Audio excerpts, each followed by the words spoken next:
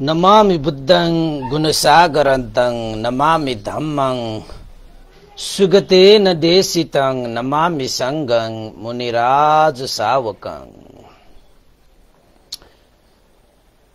नमो बुद्धाय नमो धम्माय नमो संघाय। श्रद्धावन्त उपासक उपासिका तथा धर्म प्रेमी महानुभावहरू,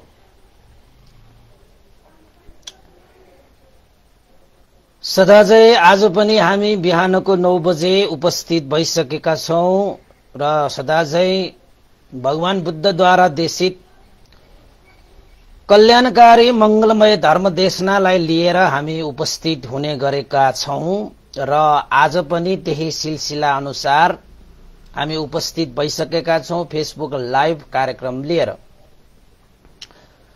र आज मिति 2077 साल श्रावण 9 गते शुक्रबार बिहानको 9 बजेदेखि 11 बजेसम्म भन्ने गरेका छौं हामीले। र सदाझै देशबाट विदेशबाट यस फेसबुक लाइभमा जोडिरहनु हुने सम्पूर्ण श्रद्धालु उपासक उपासिका तथा धर्म प्रेमी महानुभावहरूलाई सदाझै आज म भिक्षु विमलो श्री सिद्धिमंगल बुद्ध विहार सिद्धिपुर सानागाउँ थसी महालक्ष्मी नगरपालिका वडा नम्बर 6 बुद्ध मार्गबाट प्रभातकालीन मैत्रीपूर्ण स्वागत गर्न चाहन्छु। र सदाझै आज हामीले पनि एउटा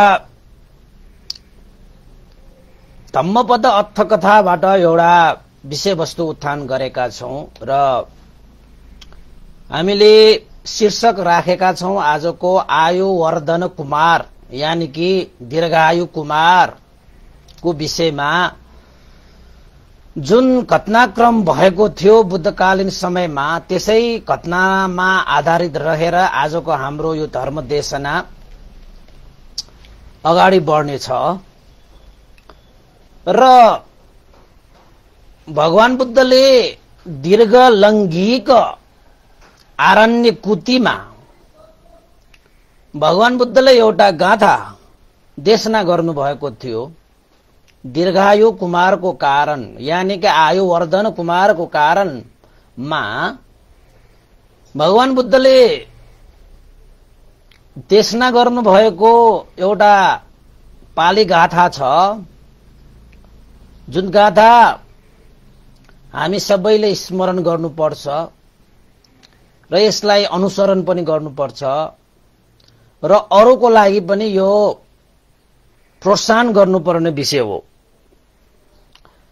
भगवान बुद्धले देशना गर्नुभएको त्यो पाली गाथा के हो त भन्दाखेरि अभिवादनशीलिस्स निच्चं उद्धापचाइनो चत्तारो धम्मा वदन्ति आयु अन्नो सुखं बलं। अर्थात अभिवादन गर्ने स्वभाव हुने,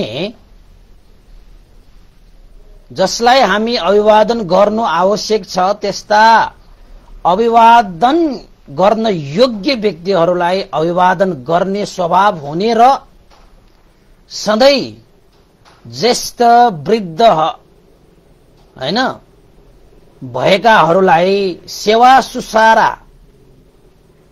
गर्ने व्यक्तिहरूको 4वटा गुण सम्प्रति वृद्धि हुन्छ। ती हुन् आयु वृद्धि हुन्छ, वर्ण वृद्धि हुन्छ, सुख वृद्धि हुन्छ र बल वृद्धि हुन्छ। यसरी जीवनमा 4वटा गुण सम्पत्ति वृद्धि हुने यो एउटा सूत्र हो जसले अभिवादन गर्न योग्य व्यक्तिहरूलाई अभिवादन गर्दछ। जसले आफू भन्दा ज्येष्ठ वृद्धहरूलाई सेवा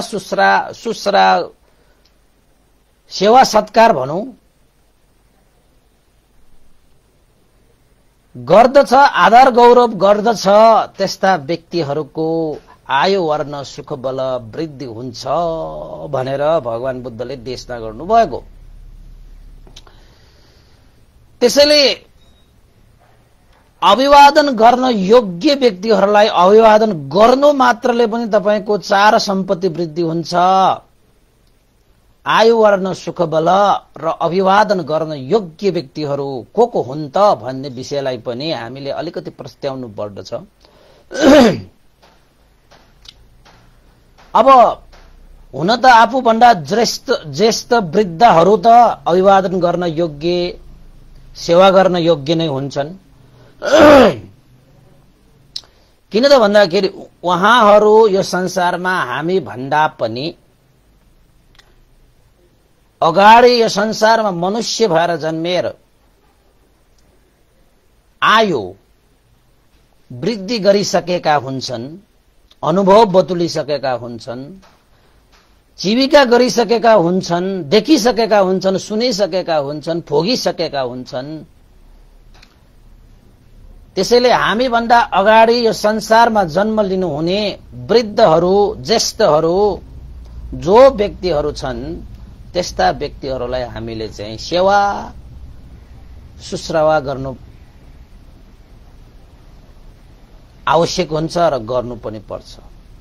सेवा सत्कार, आदर गौरव र अभिवादन गर्ने जुन स्वभाव हामीले आफूभन्दा ज्येष्ठ व्यक्तिहरूलाई गरेका हुन्छौं त्यसको अनुभवले हामीलाई 4 गुण धर्म प्राप्त हुन्छ। आयु वर्ण सुख बल र ज्येष्ठ मात्र होइन, श्रेष्ठ व्यक्ति पनि हुन्छन् यो संसारमा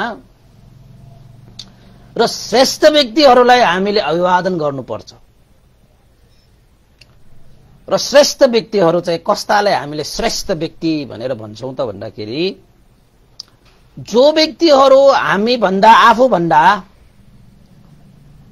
शील सम्पन्न हुनुहुन्छ, शीलले सम्पन्न, आफूभन्दा शीलले सम्पन्न व्यक्तिलाई पनि श्रेष्ठ कहलाइन्छ। र अर्को गुणले आफूभन्दा पनि गुणले सम्पन्न व्यक्तिहरूलाई पनि श्रेष्ठ कहलाइन्छ। त्यस्तै गरी आफूभन्दा पनि प्रज्ञाले सम्पन्न व्यक्तिहरूलाई पनि श्रेष्ठ कहलाइन्छ, हैन? आफूभन्दा शीलले ज्येष्ठ भनौं न अब, हैन? आफूभन्दा शीलले उच्च स्तरमा रहेको व्यक्ति, आफूभन्दा गुण धर्मले उच्च श्रेणीमा रहेको व्यक्ति, आफूभन्दा प्रज्ञाले उच्च श्रेणीमा रहेको व्यक्तिलाई यहाँ श्रेष्ठ भनेर भनिन्छ भने आफूभन्दा उमेरले उच्च श्रेणीमा रहेको व्यक्तिलाई ज्येष्ठ भनिन्छ।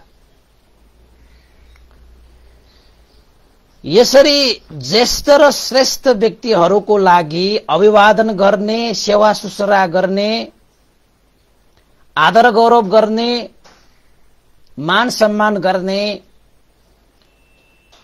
जुन कुशल कर्मद्वारा मान्छेहरूले 4वटा गुण धर्म सम्पत्ति वृद्धि गर्दछ, जसलाई आयु वृद्धि हुने भन्छ भने, वर्ण वृद्धि हुने, सुख वृद्धि हुने र बल वृद्धि हुने भनेर भनिन्छ। र तपाईहरू आफ्नो जीवनमा साँच्चैकै आयु वर्ण सुख र बल तपाईहरूले प्राप्त गर्न चाहनुहुन्छ भने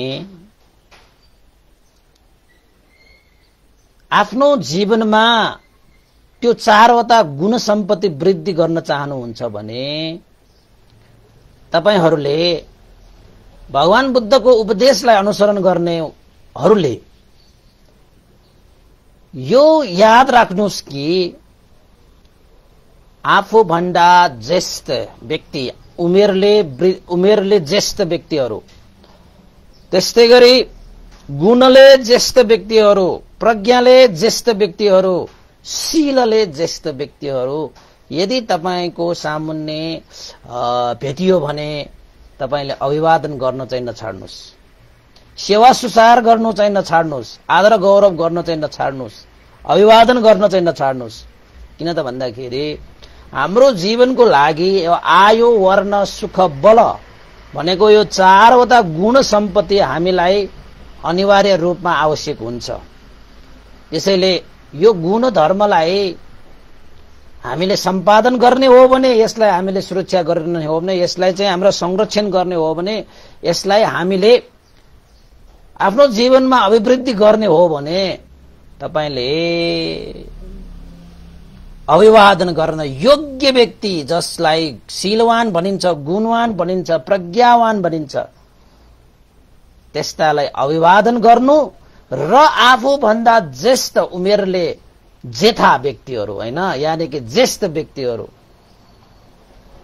जो चाहिँ वृद्ध वृद्धाहरू हुन्छन्, जो चाहिँ उमेरले ज्येष्ठ भइसकेका हुन्छन्, त्यस्ता व्यक्तिहरूको सेवा सत्कार आदर गौरव गर्ने जुन स्वभाव तपाईमा भयो भने, जुन गुण धर्म तपाईमा भयो भने तपाईको आयु वर्ण सुख बल वृद्धि भएर आउँछ। यति कुरा चाहिँ तपाईले याद गर्नुस् है त।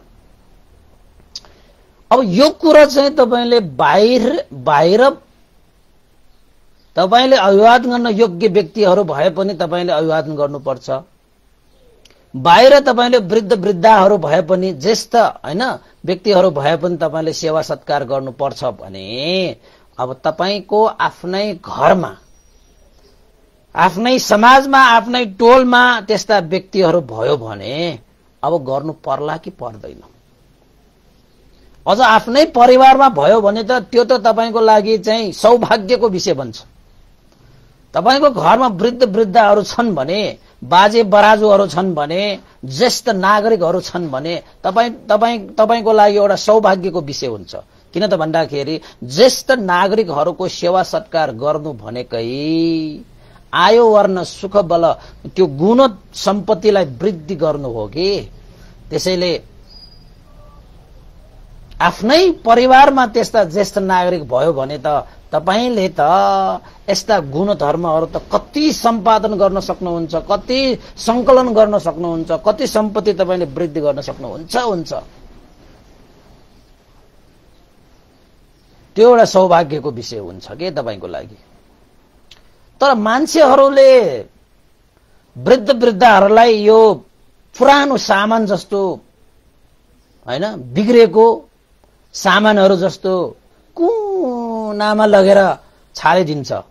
बिचरालाई थाहा छैन कि यो ज्येष्ठ नागरिक भनेको यो चारवटा गुण धर्म सम्पत्ति वृद्धि गर्ने एउटा मार्ग हो भनेर थाहा हुँदैन। र आफूहरू पनि एक दिन वृद्ध हुनुपर्छ, वृद्ध हुनुपर्छ। आफूहरूले अहिले वृद्ध वृद्धालाई कुनामा राख्यो भने भोलि पर्सि हामी पनि वृद्ध वृद्ध हुँदाखेरि हामीलाई पनि कुनामा राख्छ भन्ने हेक्कासम्म हुँदैन। त्यो अज्ञानताको कारणले हो।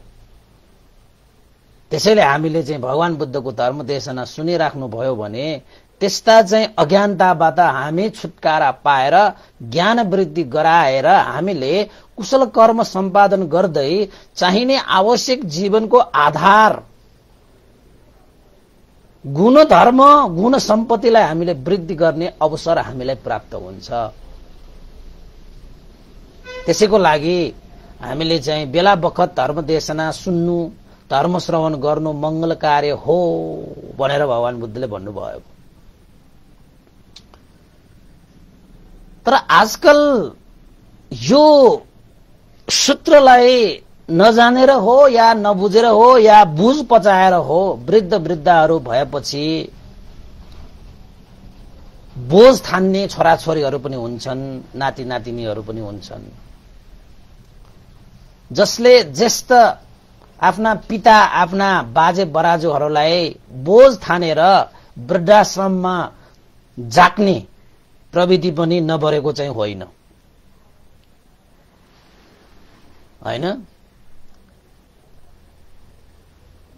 वृद्ध वृद्धा भएपछि यो बिग्रिसकेको, यो पुरानो भइसकेको माल सामानहरू काम नलाग्ने जस्तै आफूलाई जन्म दिने पिता माता हजुरबा हजुरआमा बाजे बराजुहरूलाई सम्म पनि त्यही सामान जस्तै ठानेर त्यो वस्तुहरू र मान्छेहरूको बीच भेट थाहा नपाएर भन्ने हो या नबुझेर भन्ने हो या बुझ पचाएर भन्ने हो। आफ्ना बुवा आमा आफ्ना बाजा बराजुहरूलाई सम्म पनि कसैले त सामान जस्तै ठानेर बिग्रिसकेको काम नलागिसकेको यो पुरानो भइसकेको यसलाई फ्याँकिदेऊ। कसैले त वृद्धाश्रममा फ्याँकिदिन्छ, कसैले त के गरिदिन्छ, कसैले घरमै राखे पनि कसैले त छेलीमा हैन हाम्रो चाहिँ पुरानो सामानहरू ट्याको कुनामा राखे जस्तो राखेर पनि व्यवहार गर्ने छोराछोरी नभएका होइनन् यो समाजमा।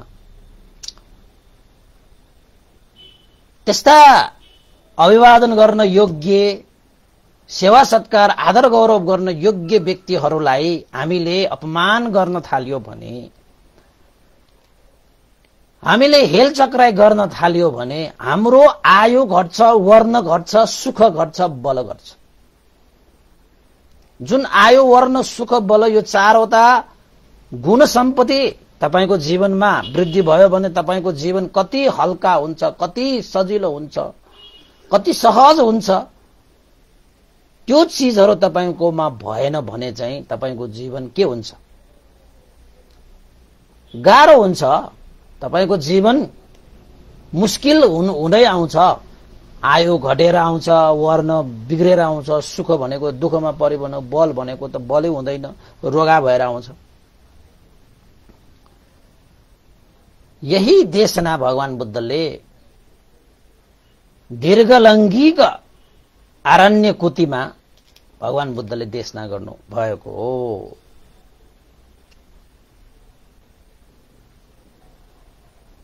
यो कथा धेरै लामो चाहिँ छैन, छोटो नै छ। तपाईहरूले महापरित्राण देशना सुन्नु भएको छ भने, यानी कि महापरित्राण गर्नु भएको छ भने सायद तपाईले यो दीर्घायु कुमारको कथा तपाईले सुन्नु भएको हुनुपर्छ। यानी कि तपाई महापरित्राण गरेको ठाउँमा जानुभयो भने त्यो ठाउँमा सायद तपाईले यो कथा सुन्नु भएको हुनुपर्छ। अब त्यो महापरित्राण गर्दाखेरि यो कथा सुनाएन भने त बेग्लै कुरा भयो, अर्कै कथाहरू सुनायो भने त बेग्लै कुराहरू भयो। तर सम्बन्धित कुराहरू चाहिँ त्यो महापरित्राणसँग सम्बन्धित कुरा चाहिँ यही कथा हो। फेरि त्यसैले महापरित्राणको कथा यहाँ सुनाउँदैछु मैले, हैन? हामी परित्राण भन्छौं, महापरित्राण भन्छौं। परित्राणकै आनिशंस कति छ, त्यस्तै गरी अब महापरित्राणको आनिशंस कति होला त? अब तपाईहरुले महापरित्राण गर्नुभएको छ या महापरित्राणमा सहभागी हुनुभएको छ, त्यसमा हामीले यो कथा सुनेका छौं, आज पनि सुन्न पाए भन्नुभयो भने त झन् स्पष्ट हुन्छ, राम्रै भयो। यदि तपाईले महापरित्राण विषय कस्तो आनिशंस रहेछ भन्ने कुरा सुन्नु भएको छैन भने आज यो फेसबुक लाइभमा भए पनि तपाईले सुन्न पाउनुहुनेछ। त्यो 7 दिन 7 रातसम्म चलेको महापरित्राण हो त्यो परित्राण देशना। अब त्यसलाई त महापरित्राण भनेर नाम दिएको छ। हुन त त्यति बेला 7 दिन 7 रातसम्म चाहिँ निरन्तर चल्ने भनेपछि त कति लामो, हैन? तर भगवान बुद्धकै समयमा यो दीर्घायु कुमार यानी कि आयुवर्धन कुमारको सन्दर्भमा भगवान बुद्धले 7 दिन 7 रातसम्म यसरी परित्राण पाठ गरेको थियो। र त्यो परित्राणबाट महान आनिशंस पनि प्राप्त गरेको थियो। त्यही विषयलाई आज यहाँ मैले उत्थान गरेको छु। यद्यपि कथा नै हो तर महापरित्राण पनि त्यहाँ भएको कारणले महापरित्राणसँग सम्बन्धित भएको भनेको मैले, हैन? तर कथा चाहिँ बेग्लै छ, तर महापरित्राण पछि गर्छ त्यसमा, त्यही भएर परित्राणसँग सम्बन्धित हुन आएको। अब मैले चाहिँ अब धेरै भूमिकाहरू नबाडिकन कथालाई सुरु गरिहालौं। आज धेरै लामो हुँदैन यो कथा, ठिक्कको हुन्छ। अब धेरै लामो पनि कथा नबनाऊ क्या अरे, तपाईहरुलाई पनि समय छैन, मलाई पनि धेरै समय छैन, तर गुला महिनामा चाहिँ अब देशना गर्ने सोच चाहिँ राखेको छु। त्यत्रो महिना 4 महिनासम्म गरिसके, अब 1 महिना थप गरेर के हुन्छ र, हैन? गुला महिनामा फेरि धर्म कर्म गर्ने भनेर मान्छेहरू चाहिँ लागि परेका हुन्छन् र यो समय वर्षाको समय भएको कारणले गर्दाखेरि पनि मान्छेहरूलाई धर्म कर्म गर्ने अवसर पनि मिलेको हुन्छ। त्यसैले पनि ठिकै छ भनेर अब सुरु गरिहालेछु। अब आज 4थो दिन हुनुपर्छ गुला महिनाको, 1 महिनासम्म हुन्छ र आज हामीले आयुवर्धन यानी कि दीर्घायु कुमारको विषयमा आज हामीले कथा प्रस्तुत गर्न खोजेका छौं। कथा सुरु हुन्छ दीर्घ लैंगिक सहरवासी यानी कि दीर्घ लैंगिक सहरबाट यानी कि नगरबाट यो कथा प्रारम्भ हुन्छ। यो कथा पनि बुद्धकालीन समयकै कथा हो। फेरि दीर्घ लैंगिक सहरमा 2 जना ब्राह्मणहरू थिए त्यति बेला, नगरवासी भनौं न त्यति बेला। त्यो 2 जना ब्राह्मणहरूले घर गृहस्थी त्यागेर एउटा श्रमण भावमा उनीहरूले जीवन यापन गर्न थाले। यानी कि तिनीहरू घर गृहस्थी त्यागेर त्यागी बन्न गए। यद्यपि भिक्षु बनेको चाहिँ होइन है, त्यति बेला बुद्ध शासन थियो। भगवान बुद्ध नै त्यति बेला त्यही आरण्यकुटी दीर्घ लैंगिक सहरमा उहाँ हुनुहुन्थ्यो। त्यति बेला चाहिँ अब भिक्षु नभइकन उनीहरू चाहिँ त्यागी भएका व्यक्तिहरू है। फेरि कति वर्षसम्म उनीहरूले चाहिँ यो चाहिँ घर गृहस्थी त्यागेर चाहिँ तपचर्या गरे त भन्दाखेरि 48 वर्षसम्म उनीहरूले तपचर्या गरे। 48 वर्ष भनिसकेपछि करिब करिब आधी उमेर त गयो। 2 जना ब्राह्मणहरू साथीहरू थिए। तिनीहरू साथीहरू त्यसरी चाहिँ तपचर्या गर्न गरेको 48 वर्षसम्म तपचर्या गरिसकेपछि एकजना त्यो 2 जना ब्राह्मणहरू मध्येमा एकजना ब्राह्मणले के सोचे त भन्दाखेरि यसरी त्यागी भयो भने घर गृहस्थी चाहिँ मा बसेन भने त हाम्रो वंशै नाश हुन्छ हैन। विवाह मंगल गर्ने त कुरा भएन त्यागीहरूले। त्यसपछि उसले चाहिँ सोचेछ यस्तो भयो भने त सबै यसरी त्यागी भयो भने त यो चाहिँ वंश नै नाश हुन्छ। त्यसैले मेरो साथी त्यागी भए होस् तर म आफ्नो वंश चलाउनु पर्यो भनेर चाहिँ एकजना ब्राह्मण चाहिँ त्यागी जीवन छाडेर फेरि घर गृहस्थीमा आएर उसले बिहासम्म गरे। त्यो ब्राह्मण है, त्यागी ब्राह्मण, भिक्षु होइन है। फेरि बुद्ध शासनमा छैन त्यो। बुद्ध शासनमा भयो भने त्यति बेला श्रमण भिक्षु भनिन्छ। अब यतापट्टि चाहिँ त्यागी हैन, श्रमण ब्राह्मणहरू भयो तिनीहरू हैन। त्यसपछि एकजना चाहिँ अब बिहा गरेर श्रीमती बिहा गरिसकेपछि अन्तमा त्यो ब्राह्मणको श्रीमतीबाट कोखबाट एकजना सन्तान जन्मिए, छोरा जन्मिए। छोरा जन्मिसकेपछि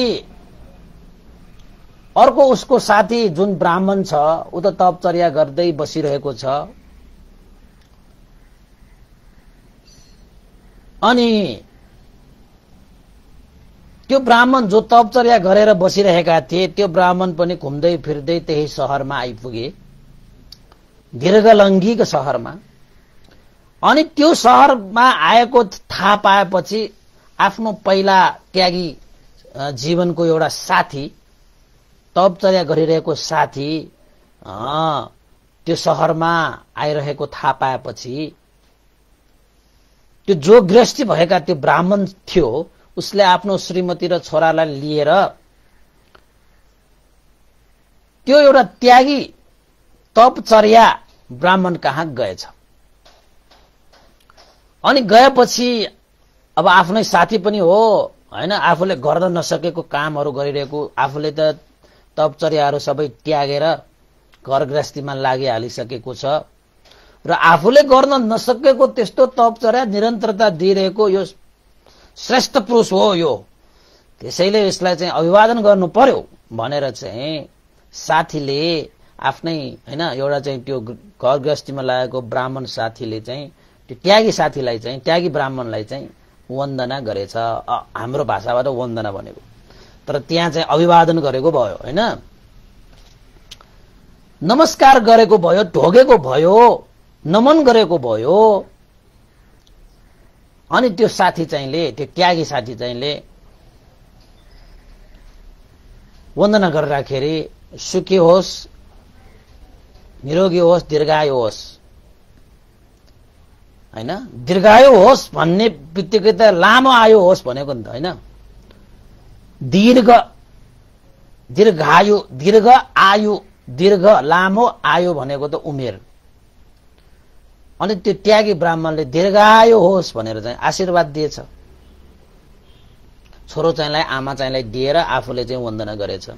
अनि आमा चाहिँले फेरि वन्दना गर्न लाग्दाखेरि आमा चाहिँले बाउ चाहिँलाई छोरा दिएर आमा चाहिँले पनि हैन उसको ब्राह्मणको श्रीमतीले पनि वन्दना गरेपछि दीर्घायु होस् भनेर भनेछ। अब पालो छोरा चाहिँको वन्दना गर्ने हैन, अभिवादन गर्ने, नमस्कार गर्ने हैन, ढोग्ने पालो आयो। छोरो चाहिँले ढोग्दाखेरि, वन्दना गर्दाखेरि, नमन गर्दाखेरि, अभिवादन गर्दाखेरि त्यो त्यागी ब्राह्मणले दीर्घायु होस् भनेर भनेन। अब बाउ चाहिँलाई वन्दना गर्दाखेरि दीर्घायु होस् भने, आमा चाहिँले पनि वन्दना गर्दाखेरि दीर्घायु होस् भन्यो। त्यसपछि छोरा चाहिँले वन्दना गर्दाखेरि दीर्घायु होस् भनेन। अब त्यो गृहस्थीमा बसेको त्यो ब्राह्मण बाउ चाहिँ ब्राह्मणले त थाहा थियो यो तपस्वी सान्जुने तपस्वी होइन त, कम्ता तप गरेको छ यसले, मलाई चाहिँ दीर्घायु भने, मेरो श्रीमतीलाई पनि दीर्घायु भन्नुभयो। अब छोरो चाहिँलाई उस्तै दीर्घायु भनेन, केही न केही रहस्य छ, नत्र भने त त्यसो भन्दैन। अनि सोधेछ, ए ब्राह्मण, मित्र ब्राह्मण, हजुरले मैले अभिवादन गरे दीर्घायु होस् भन्नुभयो, मेरो भार्या स्त्री श्रीमतीले वन्दना गर्दाखेरि दीर्घायु होस् भन्नुभयो, तर तपाईले मेरो छोराले वन्दना गर्दाखेरि तपाईले दीर्घायु होस् भन्नु भएन। पक्कै पनि कारण छ, बिना कारण तपाईले यो चुप लाएर बस्नुहुन्न। तपाईले दीर्घायु होस् नभन्नुको कारण पछाडि कुनै न कुनै कारण छ। त्यसैले ए त्यागी ब्राह्मण, त्यो के कारण हो मलाई बताइदिनुहोस् भनेर भन्दाखेरि त्यो त्यागी ब्राह्मणले के भने त भन्दाखेरि, मित्र, तपाईको छोरोको जीवनमा ठूलै अन्तराय छ, त्यसैले मैले दीर्घायु भनेन। तपाईको छोरोको आयुमा अन्तराय आइरहेको मैले देखिरहेको छु, त्यसैले मैले दीर्घायु होस् भन्न सकिन भनेर भनेपछि अब बाउ चाहिँ हैन, आमा चाहिँ हैन, आफ्नो एक्लो छोरो, त्यसमाथि 48 वर्षसम्म चाहिँ त्यागी भएर तपचर्या गरेर वंश चलाउनु पर्छ भनेर चाहिँ घर गृहस्थीमा फर्केका त्यो व्यक्तिले त आफ्नै एउटा सन्तान आफ्नो वंश चलाओस् भनेर चाहिँ जन्माएको त्यो सन्तान पनि अब आयु धेरै छैन, अन्तराय छ भनेपछि त मनमा पीर पर्ने त भयो नि त। उसले पनि त तपचर्या नै त्यागेर घर गृहस्थी बसेर त्यहाँ जन्माएको त्यो छोरो, साह्रै प्रिय, साह्रै जिम्मेवारी वहन गराउनको निमित्त जन्माएको छोरो भयो नि त। वंश चलाउनु पर्छ भनेर त तपचर्या त्यागेर आएको त्यो ब्राह्मणले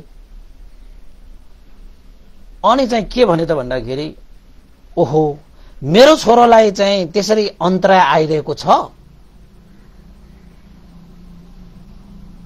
यो त आश्चर्य भयो त। मित्र ब्राह्मण,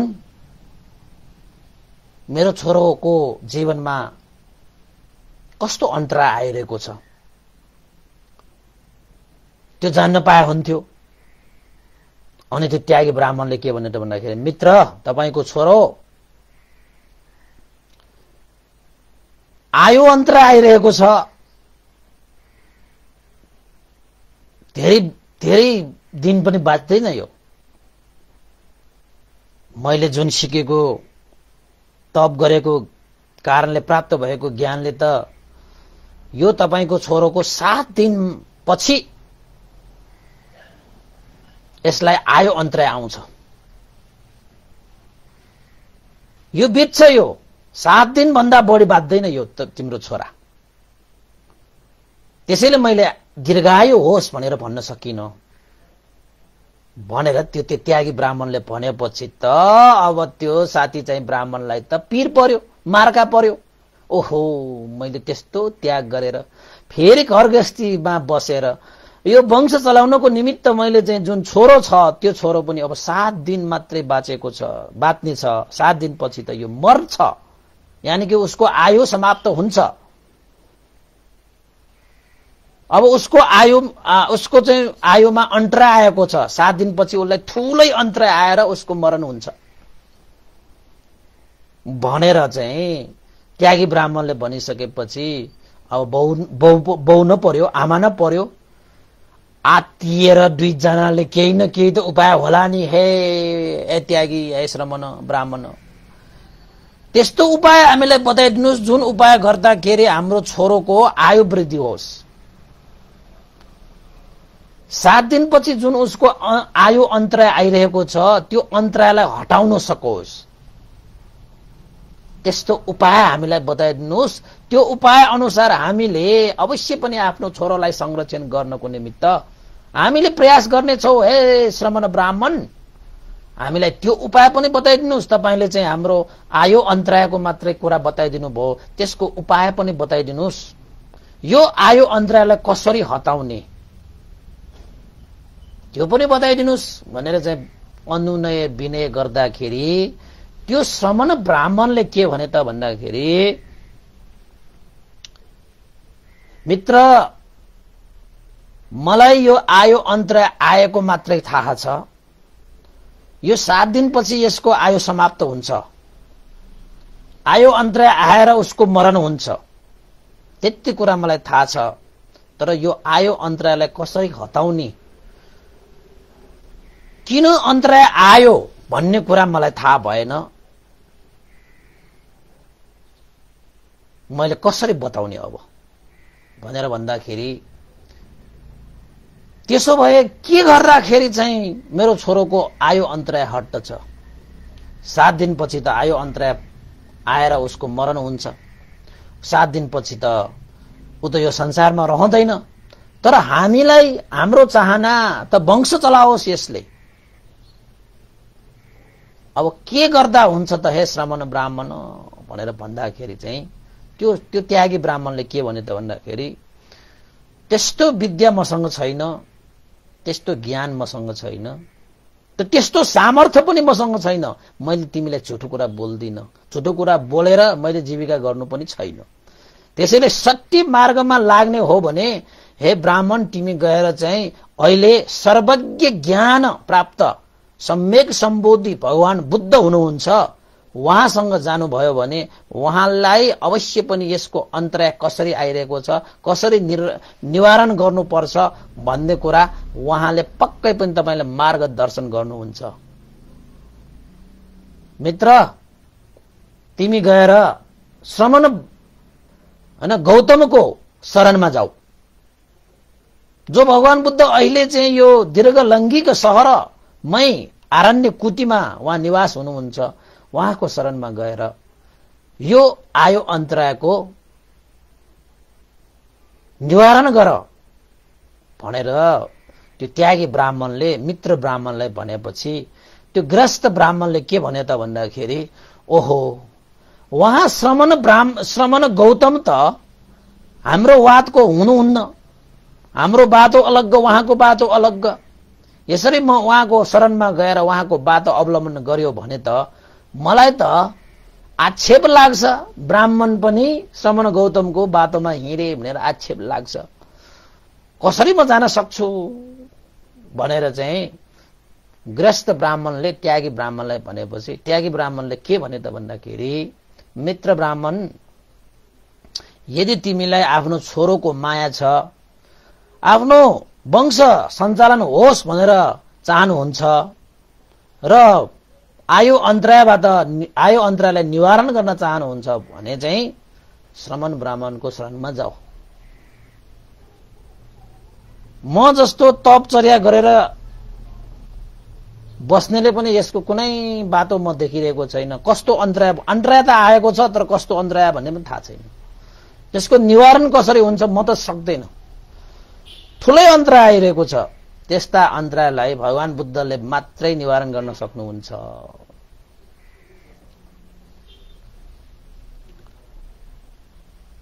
भनिसकेपछि अब छोरो प्यारो वंश चलाउनु पर्छ, आयो अन्तराय आएको छ। अब त्यागी ब्राह्मणको सल्लाह अनुसार आखिरमा त्यो गृहस्थ ब्राह्मण चाहिँ गएर भगवान बुद्धकोमा गएछ। भगवान बुद्धकोमा गएर त्यागी ब्राह्मणलाई जस्तै उनीहरूले पनि वन्दना सत्कार गरे, अभिवादन गरे। अब भगवान बुद्ध भनेको शील समाधि प्रज्ञाबाट सम्पन्न, लोभ द्वेष मोहबाट रहित भएर, निक्लेशी भएर, शुद्ध परिशुद्ध विशुद्ध भइसकेका व्यक्ति, सर्वज्ञ ज्ञान, हैन, अतीत वर्तमान भविष्य ज्ञाता, त्रिलोकको सम्पूर्ण कुराहरूलाई ज्ञात भएका व्यक्तिहरू, ज्ञानबाट परिपूर्ण, दशबल सम्पन्न, मनुष्य देव ब्रह्माका गुरु शास्ता हुनुभएका उहाँ भगवान बुद्ध आखिर त्यो गृहस्थ ब्राह्मण त्यहाँ पुगे र अभिवादन गरे। उहाँलाई एकपल्ट अभिवादन गर्नु पनि कति महान फल पाउँछ। हामीले चाहिँ तपाईलाई मत्थ कुण्डलीको कथा सुने होला। एकपल्ट वन्दना गर्ने त्यो मत्थ कुण्डली कसरी देवलोकमा जन्मिए। भगवान बुद्धको चाहिँ उपदेश सुनेर चाहिँ एकजना चाहिँ जंगलमा भएको त्यो चाहिँ प्यागुता, जसले भगवान बुद्धको शब्दहरू चाहिँ थाहा नै छैन, त्यो शब्दको अर्थै थाहा छैन, तैपनि भगवान बुद्धको मिठास स्वरलाई सुनेर बसेर नै त्यो भ्यागुतालाई एउटा गोठालोले लत्थीले टेकेर मारिदिँदाखेरि त्यो भ्यागुतो त्यहीँबाट मरण भएर देवलोकमा जन्मिए। कसरी जन्मिए?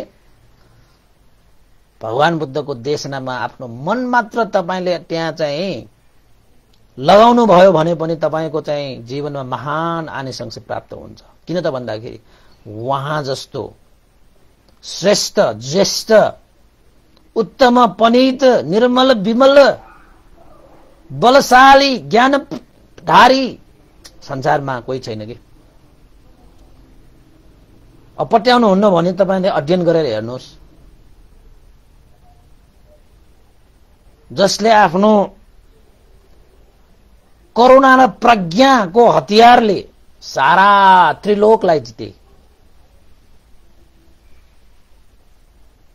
कुनै हात हतियार बोक्नै परेन। भगवान बुद्धलाई यो एउटा चाहिँ विश्वास थियो कि करुणा मैत्री करुणा र प्रज्ञाको अगाडि कोही पनि टिक्दैन। चाहे त्यो जति सुकै हिंस्रक होस्, चाहे त्यो जति सुकै विषाक्त होस्, मैत्री करुणा र प्रज्ञाको अगाडि कसैको के लाग्दैन। र भगवान बुद्धले त्यही हतियार प्रयोग गरेर त्रिलोकलाई जित्नुभयो। र उहाँसँग जो मान्छे प्राणी दानव यक्ष गन्धर्व किन्नर देवताहरू हारे, भगवान बुद्धसँग हारे तर आफूसँग जिते। त्यही भएर भगवान बुद्धसँग हार्नुमा पनि जित छ कि हैन। कति कति तपाईले देख्नु भएन, अंगुलीमाल डर लाग्दो 979 जना मान्छे मारेको। त्यस्ता व्यक्ति पनि भगवान बुद्ध सामुन्ने पराजित भए। भगवान बुद्धसँग पराजित भए, तर अंगुलीमालले आफ्नो जीवनमाथि विजय प्राप्त गरे। हेर्नुहोस् है, भगवान बुद्धसँग पराजय हुनु नै तपाईको जीवनमाथि विजय प्राप्त गर्नु हो। ल हेर्नुहोस्, त्यस्तो महान आनेसँग फल प्राप्त गरे नि त्यो अंगुलीमालले। कस्ता कस्ता यक्षहरू, कस्ता कस्ता नागहरू, कस्ता कस्ता दानवहरू, कस्ता कस्ता प्राणीहरू, आहा, कस्ता कस्ता देवताहरू, कस्ता कस्ता ब्राह्मणहरू, कस्ता कस्ता ब्रह्माहरू। भगवान बुद्धको मैत्री, करुणा र प्रज्ञाको अगाडि सबैको शिर नतमस्त भएर झुके। त्यसैले त भगवान बुद्धलाई चाहिँ अञ्जली करिनियो भनेर चाहिँ हात साथ जोडेर हैन सबैले वन्दना गर्न योग्य हुनुभएको। त्यस्ता व्यक्तिको अगाडि पुगेको हो त्यो ब्राह्मण। ल संस्कार त थियो, भाग्य त थियो, उसले आफ्नो साथी त्यस्तो चाहिँ पायो जो चाहिँ भगवान बुद्धको बाट नभए पनि अर्कै वाटमा चलेको भए तापनि हैन आफ्नो मित्रलाई उपकार होस् भनेर भगवान बुद्ध कहाँ पठाइदिएछ। कोही कोही त्यस्तो हुन्छ। अब कर्म संस्कार अनुसार भगवान बुद्धको वादमा हिँड्न नसके पनि आफ्नै वादलाई चलाइरहँदाखेरि पनि अन्ततः भगवान बुद्ध कहाँ पठाइरहन्छ के। कोही कोही मान्छेहरू तपाईलाई थाहा छ है, कोही कोही मान्छेहरूले त यो ज्योतिषहरू यो हैन वैद्यहरूले त गएर भन्ते कहाँ गएर सील लिएर आओ, दान गरेर आओ, उपदेश सुनेर आओ, परित्यान गर्न लगाओ भनेर चाहिँ कोही कोही यहाँका आजकल त त्यस्तो चलिसक्यो। मसँग कतिजना त्यो वैद्यहरू गुरुजुहरूले त पठाइदिन्छ। भन्ते कहाँ गएर चाहिँ परित्यान गराओ, उपदेश सुन, दान गरेर आओ, अनि त्यसपछि जल हैन परित्यान ढागो, भन्टे कहाँ गएर चाहिँ आएपछि ठिक हुन्छ भनेर कतिले पठाइरहेका पनि हुन्छन् के। अब कसरी पठाइरहेको त्यो त उहाँहरूले जानुन्, तर त्यसरी पठाइरहेको हुन्छ। हुन पनि अघि नै भने हामीले अभिवादनशीलिस्स निच्चङ्गोद्धा पचाइनो चत्तारो धम्मा वदन्ति आयु वर्ण सुखं बलङ। आयु वर्ण सुखं बलङ भनेर चाहिँ यो चारवटा गुण धर्महरू विकास हुन्छ, वृद्धि हुन्छ, प्राप्त हुन्छ। त्यो ब्राह्मण भए पनि, त्यो त्यागी ब्राह्मण भए पनि हुन त भिक्षु बन्न आइसकेको छैन, तैपनि भगवान बुद्ध कहाँ आफ्नो साथीलाई पठाइदिएछ। भगवान बुद्धलाई अभिवादन गरे त्यो ब्राह्मणले। भगवान बुद्धले दीर्घायु होस् भने, श्रीमतीले पनि वन्दना गरे दीर्घायु होस् भने, तर छोरा चाहिँले वन्दना गर्दाखेरि त्यही उसको मित्र त्यो ब्राह्मणले चाहिँ दीर्घायु होस् नभने जस्तै भगवान बुद्धले पनि भन्नु भएन। अनि त्यो फेरि चाहिँ सोध्नुभयो, मेरो छोरोलाई दीर्घायु होस् भनेर तपाईले आशीर्वाद दिनु भएन। मेरो मित्र श्रमण ब्राह्मणले पनि यस्तै गर्नुभएको थियो र उहाँसँग हामीले सोधेका थियौं किन तपाईले चाहिँ दीर्घायु होस् भन्नु भएन, आशीर्वाद दिनु भएन भनेर सोध्दाखेरि उहाँले आयु अन्तराय भएको कारणले भन्नुभएको छ। र त्यसको निवारण पनि हामीले खोजे भगवान शास्ता, तर उहाँले निवारण देखाइदिन सक्नु भएन। त्यो अन्तराय के कारणले भइरहेको छ त्यो पनि बताइदिनु भएन। उहाँले यति बताइदिनु भयो, गएर श्रमण गौतमको भगवान बुद्धको शरणमा गएर यो अन्तराय निवारण गर भनेर हामीलाई पठाउनु भएको छ। भगवान शास्ता के त्यो कुरा साँचो हो भनेर त्यो ब्राह्मणले भगवान बुद्धलाई प्रार्थना गर्दाखेरि भगवान बुद्धले, ए ब्राह्मण, त्यो कुरा साँचो हो, तिम्रो छोरोको आयु जम्मा 7 दिन मात्रै छ। 7 दिनपछि उसको मरण हुने आयु अन्तराय छ। अब यहाँ दीर्घायु भनेको के हो त भन्दाखेरि जति उमेर हामी बाँच्नु पर्ने हो त्यति उमेर बाँच्नुलाई दीर्घायु भनिन्छ कि। हामीले आयु लिएर आएका छौं भने त्यो आयु बिचैमा नसकिने किसिमले बाँच्न पाउनु पनि दीर्घायु हो कि। बीचमा आउँछ नि विभिन्न अन्तरायहरू आउँछ, रोगहरू आउँछ हैन, विभिन्न चीजहरूले गर्दाखेरि हाम्रो मरण ग्रहण गर्नुपर्ने अवस्था आउन सक्छ। कसैले त मारै पनि दिन्छ, कसैले के गरिदिन्छ हैन। भगवान बुद्धसँग त्यो कुराकानी भइसकेपछि त्यसो भए मेरो छोरो 7 दिन मात्रै बाँच्छ भने यो त साह्रै असह्य कुराहरू भयो भगवान शास्ता। म ब्राह्मण कुलमा जन्मेको, 48 वर्षसम्म मैले तपचर्या गरेर त्यागी भएर बसेका, त्यसपछि मैले आफ्नो वंश चलाउनु पर्छ भनेर फेरि म तपचर्या त्यागीबाट म हटेर घर गृहस्थी सञ्चालन गरेर विवाह पनि गरेँ र मेरो छोरो यही एक्लो छोरो बाँकी छ र वंश चलाओस् भन्ने चाहनाले मैले घर गृहस्थी बसालेको, तर आज त्यही छोरो भएन भने त साह्रै नै दुःख हुन्छ, पीडा हुन्छ, असह्य वेदना हुन्छ भगवान शास्ता। जसरी हुन्छ यो आयु अन्तराय जुन आएको छ, यो मरण भए जुन छ छोरोको लागि, त्यो कसरी हुन्छ तपाईले उपाय गर्दाखेरि यो अन्तराय हटाउन सकिन्छ भने भगवान शास्ता कृपा गरेर अनुकम्पा राखेर अवश्य पनि त्यो उपाय गरिदिनु होला भगवान शास्ता। के उपाय छैन र भगवान शास्ता भनेर भन्नु हुँदाखेरि भगवान बुद्ध त सर्वज्ञ, उहाँलाई त अतीत वर्तमान भविष्यको कुराहरू सबै थाहा छ र उसलाई के अन्तराय आएको छ, दिव्य चक्षु छ उहाँसँग, हरेक छ उहाँसँग त्यस्तो विद्याहरू। उहाँले हेर्नुभयो कि यो बच्चा, यो चाहिँ त्यो ब्राह्मणको छोरालाई चाहिँ कस्तो अन्तराय, के को अन्तराय त भन्दाखेरि 7 दिनपछि उसलाई चाहिँ आयु अन्तराय भनेको मतलब 7 दिनपछि उसको मरण हुन्छ भनेको तात्पर्य के हो त भन्दाखेरि तपाईको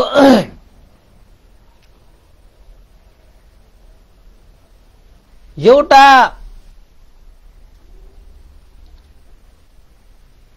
अवरुद्धक नामक यक्षले 12 वर्षसम्म वैश्रवण देवतालाई सेवा गरेर एउटा चाहिँ आशीर्वाद पाएछ उसले, यानी कि वर पाएछ उसले।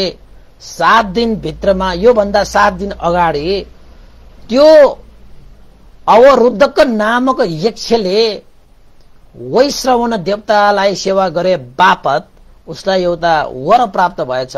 त्यो यक्षले 7 दिनपछि त्यो ब्राह्मणको छोरोलाई खान पाउने, यानी कि त्यो यक्षले त्यसको आयु हरण गर्न पाउने वर पाएछ, वरदान पाएछ भनौं। अहिले तपाईहरुले बुझ्ने गरी त्यो अधिकार भनिन्छ के, धर्मको भाषाबाट उसलाई अधिकार प्राप्त हुन्छ, त्यो यक्षलाई अधिकार प्राप्त हुन्छ त्यो ब्राह्मणको त्यो पुत्रलाई उसले खाने, यानी कि उसको आयु हरण गर्ने,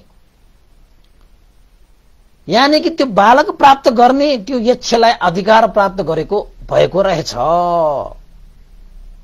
अवरुद्धक नामक यक्ष साह्रै डरलाग्दो, बच्चाहरूलाई टिप्ने यक्ष, बच्चाहरूलाई समाउने यक्ष।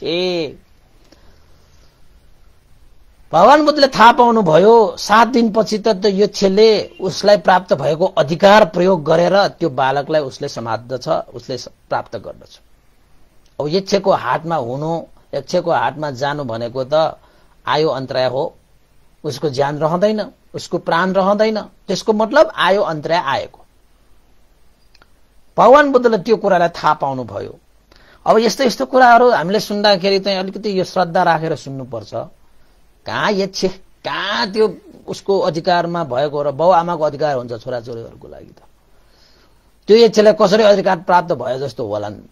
उसले चाहिँ 12 वर्षसम्म वैश्रवण देवतालाई सेवा गरेर खुसी पारेर अब त्यो यक्षलाई चाहिँ अब त्यो बालकलाई प्राप्त गर्ने अधिकार दिएको रहेछ, हैन। वैश्रव देवता भने पनि तिनीहरू भनेको चाहिँ अलिकति सम्यक देवताहरू होइन कि, तिनीहरूको मिथ्या देवताहरू हुन्छन् यो संसारमा। देवताहरू पनि सम्यक देवता, मिथ्या देवता हुन्छन्, हैन। अब यक्षहरू, दानवहरू, असुरहरू थरी थरीका हुन्छन्, नभएको चाहिँ होइन है। फेरि अब त्यस्तो होला र भन्थे, होइन होला भन्नु होला। अब मैले देखाउन सक्दैन, मसँग रिटिसिटी छैन, कथा मात्र भन्न सक्छु म त, ल्याएर थपक्क देखाउन सक्दैन। अब यो त श्रद्धाले बुझ्ने कुराहरू हो। अब आफ्नै जीवनमा परि आयो भने थाहा हुन्छ यस्तो चाहिँ हुन्छ कि हुँदैन। अब वैज्ञानिकहरूले पत्ता नलगाएको कुरा हामीलाई त पत्यार लाग्दैन, भन्ने हो भने लाग्दैन भने अब लाग्दैन, अब के गर्ने। अब वैज्ञानिकहरूले यो मन भनेको कहाँ छ भनेर पत्ता लगाउन सकेको छैन, हैन। यो मन कति चाँडो चाँडो आकाशमा उड्छ, कता कता पुग्छ, कसरी पुगेको थाहा छैन, हैन। वैज्ञानिकहरूले सबै कुरा पत्ता लगाउन सक्दैन के। त्यस्ता घटनाहरू पनि हुन्छन् जो कुराहरू विज्ञान भन्दा पर प्रज्ञा ज्ञानले बुझ्नुपर्ने विषयहरू हुन सक्छ। विज्ञानहरूले थाहा पाउनु भयो अहिले जति विज्ञानले विकास गरेको त्यति मात्रै त्यो चरम सीमा त होइन नि। विज्ञानले पनि अझै पत्ता लगाइरहेको छ के तपाईको। अहिले पत्ता नलगाए पनि वैज्ञानिकहरूले पछि पत्ता लगाउँछ के। अब हामी के ठानेका छौं त भन्दाखेरि पहिला मोबाइल भन्ने कुरा पनि थिएन, इन्टरनेट भन्ने कुरा पनि थिएन। त्यति बेलाका वैज्ञानिकहरूले यो इन्टरनेट भन्ने कुरा त सोचेकै थिएन। त्यति बेला वैज्ञानिकहरूले पनि त्यो पत्ता नलागेको छैन भनेको जस्तो होला। तर त्यो वैज्ञानिकहरू भन्दा पनि अहिले विकास भएर आयो। त्यो वैज्ञानिकहरूले अहिले त पत्ता लगायो नि तपाईको। अहिले हामी यहाँ चाहिँ हेर्नु त अगाडि बसेर मजाले देश विदेशका सम्म हामीले चाहिँ यो कुराहरू प्रसारण गर्न पाइरहेका छौं विज्ञानको कारणले। अब विज्ञान पनि विकास हुँदैछ। एक दिन उनीहरूले नै पत्ता लगाउँछ होला मंगल ग्रहमा मान्छे छ भनेर, मान्छे बसोबास गर्न सक्छ भनेर बिस्तारै पत्ता लगायो, हैन। यो विज्ञान भनेको त विकास हुँदै जाने हो त्यो। तर आध्यात्मिक भनेको त्यो भन्दा चरम सीमा पहिला नै विकास भइसकेको। विज्ञान भनेको अहिले मात्रै पत्ता लाग्यो। पहिलाको जमानामा पनि यस्ता विज्ञानहरू विकास भएर फेरि लोप भएर फेरि विकास हुँदै आइरहेको के यो विज्ञान भनेको। यसरी बुझ्दाखेरि हुन्छ। किन त भन्दाखेरि भगवान बुद्धकै समयमा हैन 2500-2600 वर्ष अगाडि नै कस्ता कस्ता निर्वाणहरू भइसके। विज्ञान नभइकन त्यो सम्भवै थिएन, हैन। अहिले त यो विज्ञानले त अब भर्खर भर्खर विकास भएको यो विज्ञान पहिला विकास भएर फेरि लोप भएको विज्ञान अनि फेरि अहिले फेरि सुरु भइरहेछ के। जस्तै भगवान बुद्धको शिक्षा ज्ञान पनि बुद्ध शासन पनि त्यस्तै हुन्छ के तपाईको। अब यो गौतम बुद्धको अगाडि पनि काश्यप बुद्ध हुनुहुन्थ्यो नि, हैन। काश्यप बुद्धको पालामा पनि यो संसारमा ठूलै चमत्कारहरू भइसक्यो नि हाम्रो हिसाबबाट भन्ने हो भने। त्यहाँ पनि विभिन्न विकासहरू भइसक्यो। त्यति बेला पनि विज्ञानहरू त त्यति बेला नै विकास भएर त्यहाँ अहिले पछि विनाश भइसकेको रहेछ। फेरि अहिले चाहिँ विज्ञानहरू चाहिँ फेरि पत्ता लगाउँदै लगाउँदै विकास भइरहेको छ कि। अब भगवान बुद्धको शासन पनि त्यस्तै। काश्यप बुद्धको पालामा त भगवान बुद्धको शिक्षामा त कति विकास भइसक्यो नि। फेरि लोप भयो, शून्य कल्प पनि आएर फेरि हैन। अब त्यसपछि चाहिँ अब यही भद्रकल्पमा जन्मेको हो हुन त, हैन। फेरि अब चाहिँ त्यो लोप भएर फेरि बुद्ध शासन फेरि विकास हुँदै यो मानसिक विकास हुने, ध्यानहरू विकास हुने, सबै विकासहरू भइरहेको कि।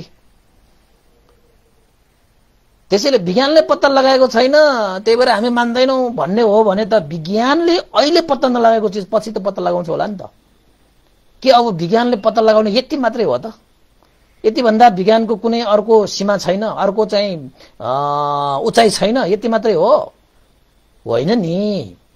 अब 15-16 वर्ष अगाडि 20 वर्ष अगाडि मात्र विज्ञानको चाहिँ उचाइ यति मात्रै हो भनेर चाहिँ बसेको भए त कति यो इन्टरनेटदेखि लिएर कति कुराहरू त विकासै हुँदैन नि। अहिले तपाईहरुले चाहिँ सोचिरहनु भएको छ अब विज्ञानले चाहिँ चरम सीमा प्राप्त गरिसक्यो भन्ठान्नु होला, होइन। अहिले पनि विज्ञानले अझै विकास गर्नुपर्छ, कति विकास गर्नुपर्छ पर्छ, अझै गर्छ पनि। अहिले पनि यो भन्दा पनि आश्चर्य चीजहरु उसले पत्ता लगाउँदैछ, खोज्दैछ, निरीक्षण गर्दैछ, परीक्षण गर्दैछ उसले पनि। अहिले हामी चाहिँ आमने सामने यसरी बोलिरहन पाएका छौं। 20 वर्ष अगाडि त छैन त यस्तो, हैन। अब फेरि यो भन्दा पनि आश्चर्यजनक कुराहरु चाहिँ अब फेरि आउँछ, हैन। त्यो पनि धर्ममै टेकेर उनीहरूले गर्छ हो। विज्ञान पनि धर्ममै टेकेर उनीहरू अगाडि बढ्छ क्या तपाईको। फेरि तपाईले राम्रोसँग चाहिँ विज्ञान र धर्म भनेको त्यस्तै होइन भन्न थान्नु भएको होला। विज्ञानले पनि धर्म समातेको हुन्छ कि धर्मले त यस्तो भनेको छ नि त। ओहो हैन, पहिला पहिलाका चाहिँ भगवान बुद्धहरू चाहिँ यसरी चाहिँ कति टाढा टाढासम्म चाहिँ कुरा गर्न सक्नुहुन्छ रे भनेको उनीहरूले थाहा पाएपछि त्यो कसरी हुन्छ भन्ने कुरा हो विज्ञानले पत्ता लगाउने हो कि। फेरि आकाशमा उडेर गयो रे, विमान छ रे भनेर चाहिँ वैज्ञानिकहरूले सुनेपछि ओहो त्यस्तो पनि सम्भव छ। त्यो त धर्ममा मात्रै हुन्छ नि, होइन? त्यो कुरालाई उनीहरूले चाहिँ बिस्तारै आफ्नो क्षमता वृद्धि गर्दै अनि विमान पनि बढाए। पानीभित्र पनि छिरे भनेपछि अब कसरी पानीभित्र छिर्ने त उनीहरूले सोध्छ अनि गर्छ तिनीहरूले, होइन? अब यक्ष छ, होइन, भूत छ, होइन, दुर्गति छ, देवलोक छ, ब्रह्मलोक छ भनेर भनेको छ। वैज्ञानिकहरूले त खासै पत्ता लगाउन सकेन। त्यो पनि उनीहरूको खोजको विषय बन्छ कि। हेर्नुहोस् पछि पछि उनीहरूले त्यो पत्ता लगाउन सक्छ होला, लगाउँदै गर्छ होला। त्यसैले हामीले यो भन्नु हुँदैन कि विज्ञानले पत्ता नलागिसकेको त्यही भएर हामीलाई पत्यार लाग्दैन भनेर बसिहाल्नु हुँदैन। भगवान बुद्ध त त्यो विज्ञानको पनि विज्ञान के, विज्ञानको पनि राजा के, सम्राट के उहाँ त। डाक्टरको पनि डाक्टर, वैज्ञानिकहरूको पनि वैज्ञानिक, देवताहरूको पनि देवता, ब्रह्माहरूको पनि ब्रह्मा उहाँ त, गुरुहरूको पनि गुरु उहाँ त। अनि त्यति बेला तपाईलाई थाहा छ मैले अब एउटा चाहिँ अब त्यो कुरा भन्छु है। इन्डोनेसियामा जाँदाखेरि ध्यान शिविरको सिलसिलामा म त्यहाँ 2 महिना जति बसेँ। त्यहाँ मैले बोरो बुद्धुर भन्ने एउटा चाहिँ त्यहाँ मन्दिर भनौँ त्यहाँ चैत्य, होइन, तपाईहरुलाई बुझाउनलाई भनेको। त्यो चीज 2000 वर्ष अगाडि रे त्यो बनेको। तपाईहरुले देख्नु भएको छ भने तपाईहरुले मैले भन्ने बित्तिकै बुझ्नु भयो होला। तपाईले 2000 भन्दा पनि वर्ष अगाडि त्यो निर्माण भएको हो भने त्यो बोरो बुद्धुर भनेको चीज त्यति बेला यदि विज्ञान थिएन भने त्यो कसरी सम्भव भयो ल भन्नुस् त? त्यो कसरी निर्माण भयो त? भनेपछि त्यति बेला पनि विकास भइसकेको थियो विज्ञानको र त त्यहाँ त्यसरी निर्माण भयो। पछि बीचमा फेरि विज्ञान लोप भयो होला, फेरि अहिले निर्माण भयो होला। अझ कति वर्ष त्यो चाहिँ 2000 भन्छ भन्न त कति वर्ष अगाडि होइन। त्यसरी निर्माण हुनको निमित्त विज्ञान नभएको भए त सायद सम्भवै थिएन। तपाईँ गएर हेर्नु जानुस् न। अब हाम्रो चाहिँ 100 वर्ष अगाडि हाम्रो नेपाल कस्तो थियो? त्यति बेला हाम्रो घर रहन सहन होइन केही थिएन के। यानि कि यहाँ विज्ञानले चाहिँ ठाउँ लिइसकेको थिएन के। त्यति बेला त्यस्तो भयो। अन्य ठाउँमा त त्यसरी चाहिँ भइसक्यो। अब हाम्रो पनि विज्ञानले ठाउँ लिएको छैन भनेर पनि के भन्ने? कति वर्ष अगाडि कस्तो कस्तो निर्माण भइसक्यो हाम्रो यो समाजमा। अहिले हेर्दाखेरि विज्ञानले पनि अहिले जुन हामीले प्राप्त गरिरहेको विज्ञानले पनि त्यो अवस्था प्राप्त गर्न सक्दैन, त्यो निर्माण गर्न सक्दैन कि भन्ने खाले पनि 1000-2000 वर्ष अगाडि त निर्माण गरिसकेको छ त। यो पनि एउटा आश्चर्यको विषय है। त्यही भएर कहिलेकाहीँ यो कथाहरूमा यक्षहरू आउँछ होइन। अब तपाईहरुले चाहिँ अलिकति श्रद्धा राखेर सुनिदिनु पर्ला। भगवान बुद्धले के भन्नुभयो त्यो ब्राह्मणलाई?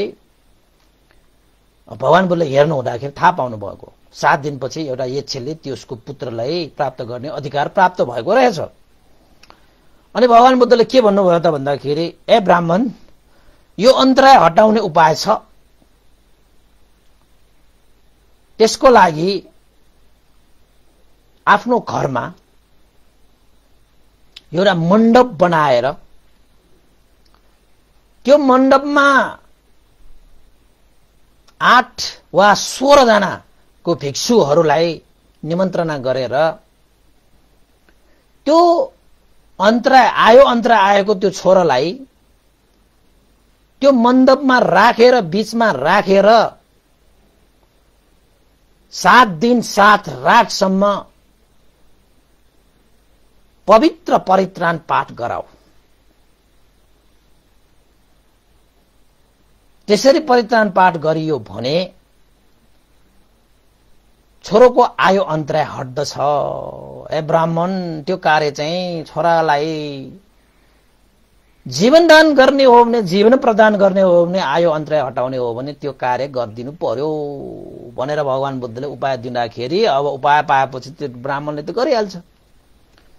त्यसपछि के भन्नुभयो त भन्दाखेरि अरू जेसुकै विधि विधानहरू गर्नु पर्यो पनि म तयार छु, मण्डप राख्न पनि म तयार छु, परित्राण गर्न पनि तयार छु, तर जो भिक्षुहरू छ त्यो भिक्षुहरू त मसँग क्षमता छैन, त्यसको लागि त तपाईले त्यो व्यवस्था गर्नुपर्छ भगवान शास्ता।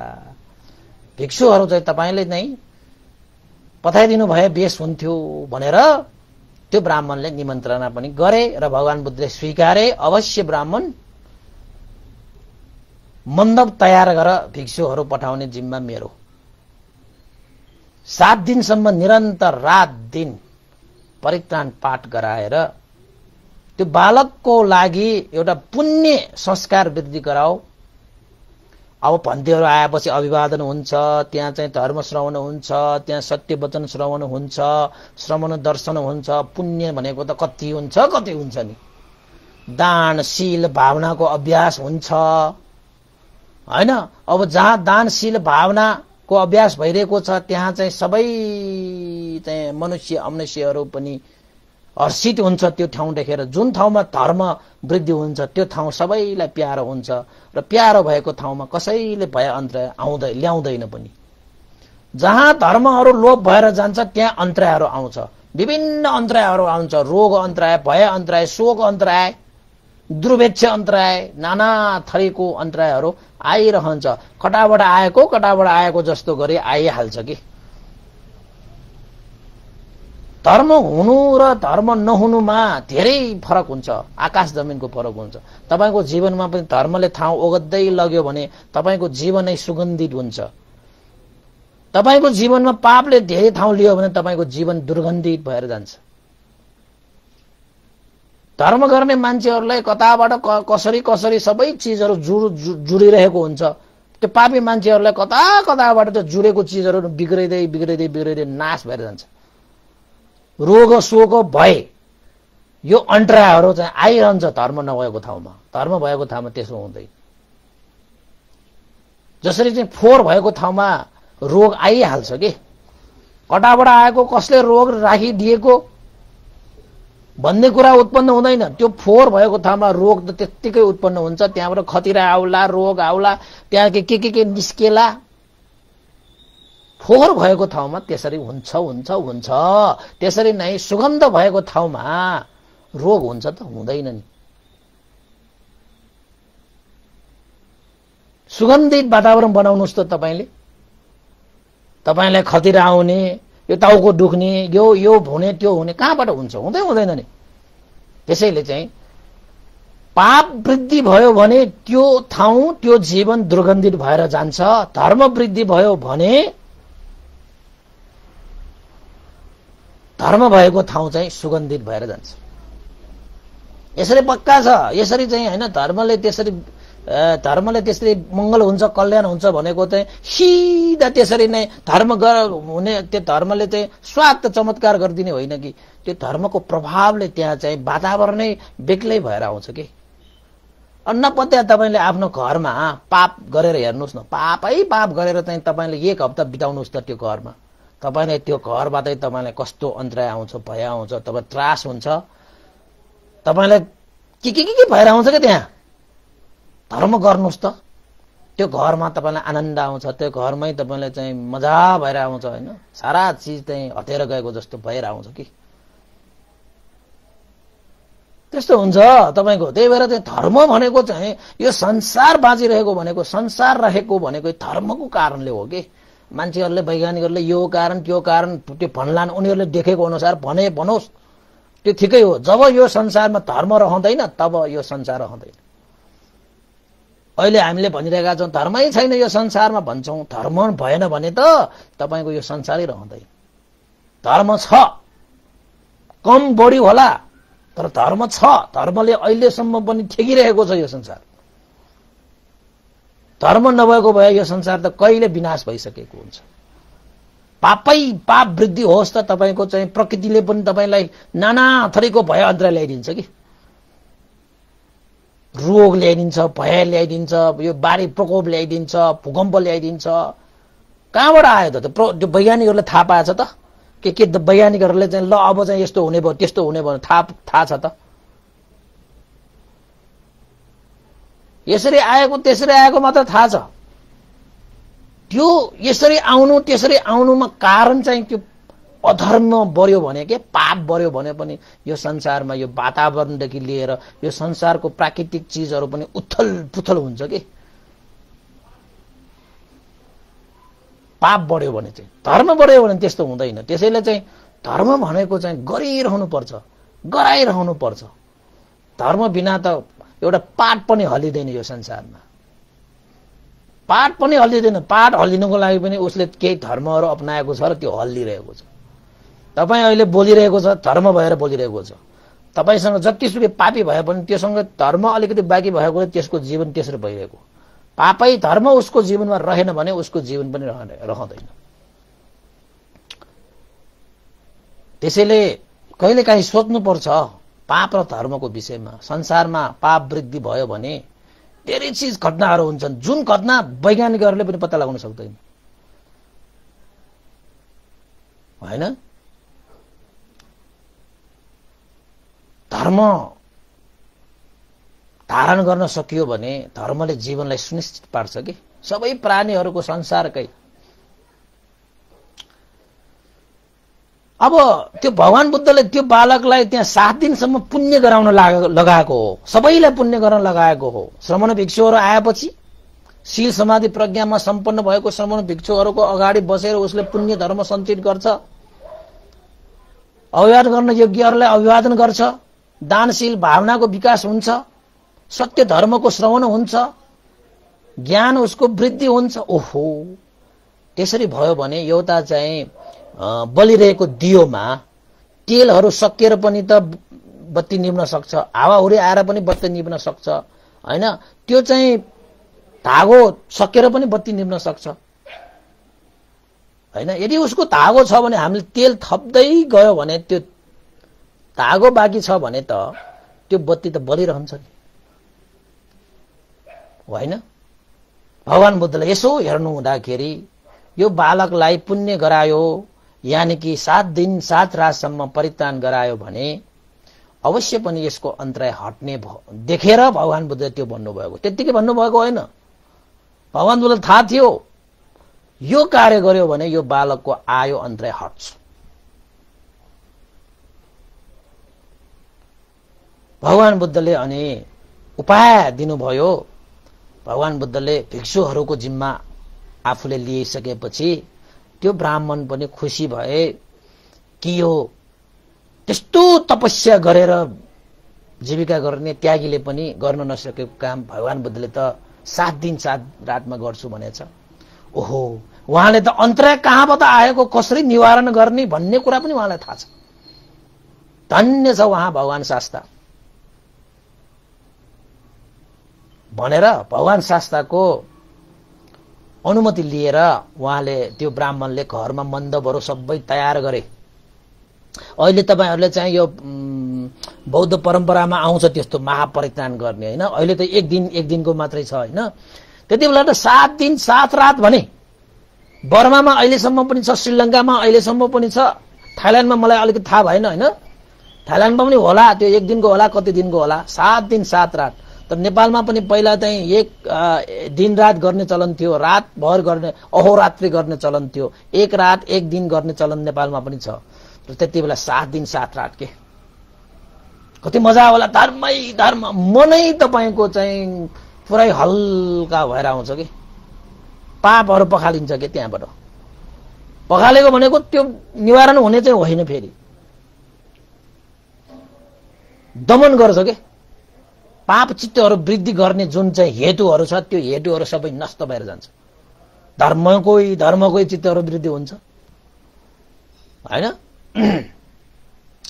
त्यसपछि त्यो ब्राह्मणले पनि सबै चाजोबाजोहरू मिलाए आफ्नो एक्लो छोरोलाई प्राण दान दिनुको निमित्त हैन आयो अन्द्रया चाहिँ हटाउनको निमित्त उसले चाहिँ सबै साँझोबाजोहरू मिलाइसकेपछि भगवान बुद्धलाई प्रार्थना गरिसकेपछि भगवान बुद्धले पनि पठाए भिक्षुहरू।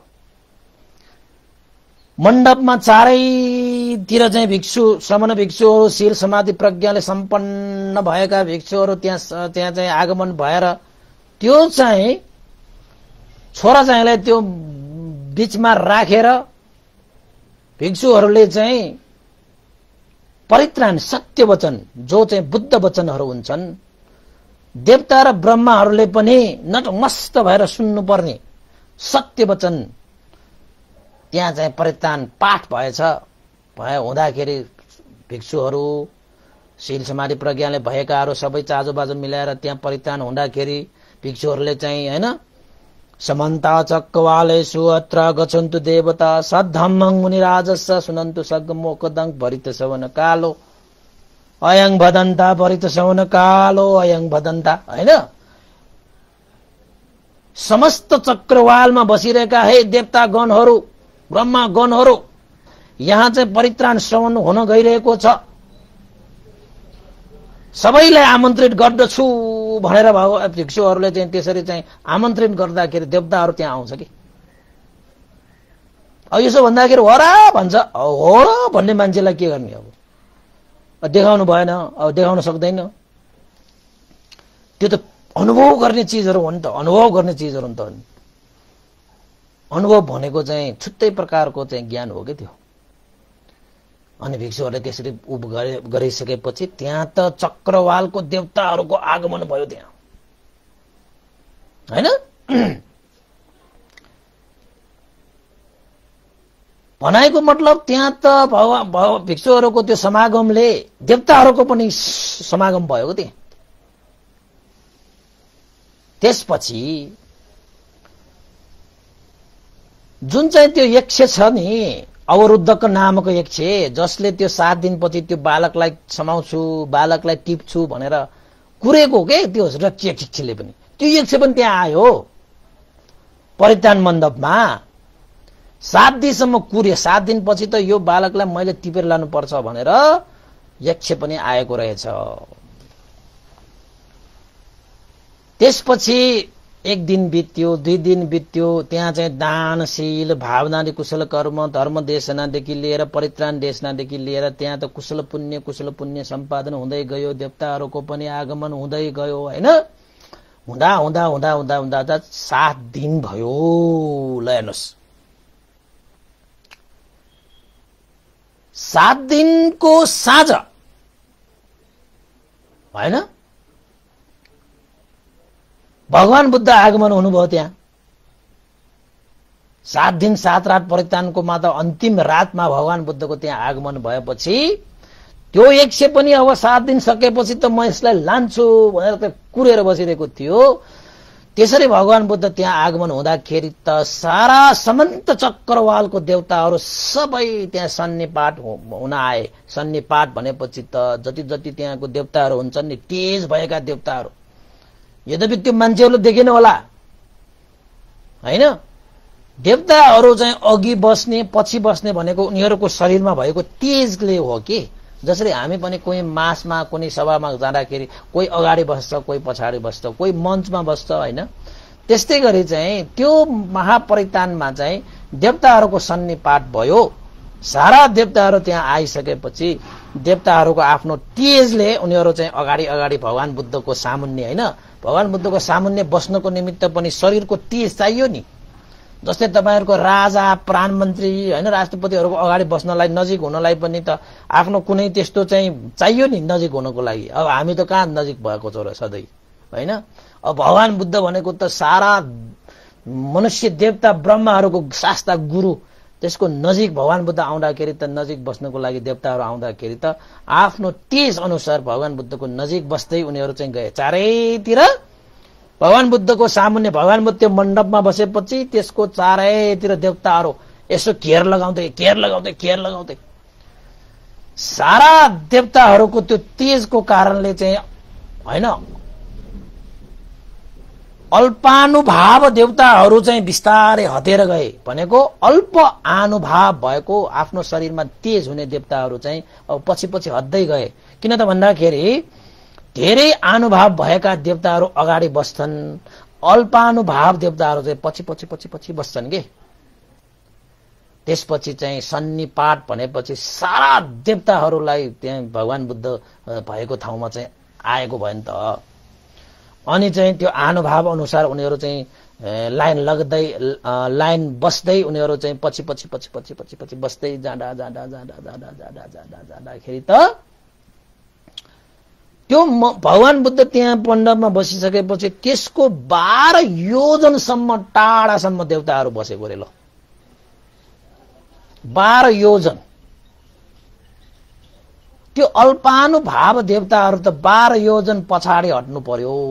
त्यसपछि त तपाईको त्यो यक्ष छ नि, यक्ष अवरुद्धको नामक यक्ष पनि त्यो मण्डपमा बस्न नसकेर देवताहरूको तेज भगवान बुद्धको तेजको कारणले गर्दाखेरि उसलाई चाहिँ अगाडि बस्ने उसलाई चाहिँ त्यो अनुभव प्राप्त भएन।